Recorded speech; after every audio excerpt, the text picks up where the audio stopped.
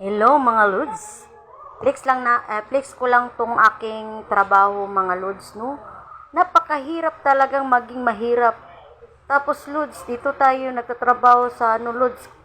Dito sa mga coconut balls ba yan? Dito sa coconut ba, nabuo pa yung mga coconut niya, bikain pa natin. Bikain ba yan or hatiin? Basta ganyan Lods. Tapos minsan napaisip ka tuloy na parang gusto mo nang umiyak na lang bago magtrabaho kasi sobrang hirap kaya magtrabaho dito sa Coconut Lodge. Tapos konti lang yung yung kita mo dito.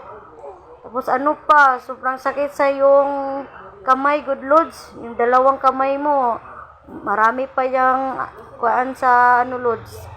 Yang sa ba yung tawag sa Bacolod sa Tagalog? Basta mahirap talaga magtagalog sa ang taga Maguindanao Lods. Basta ganyan Lods, masisira yung kamay mo Lods ba? Tapos maiiba yung kulay dahil sa coconut. Yan. Tapos mababasa ka pa yung damit mo, mamansya pa ng tubig ng coconut. Yan, pero lalaban pa rin tayo Lods para sa ating Lods ba? Pangandoy good.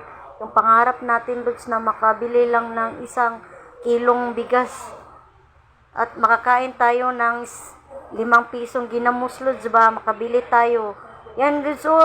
Pero dapat kulang tayo Lods, hindi tayo magpapakita ng yung ba tayo nung wala na talaga tayong kuan Lods, kanang yung yung nawawala na tayo ng gana na sa ating buhay kasi sobrang ang ating sitwasyon, napakahirap talaga.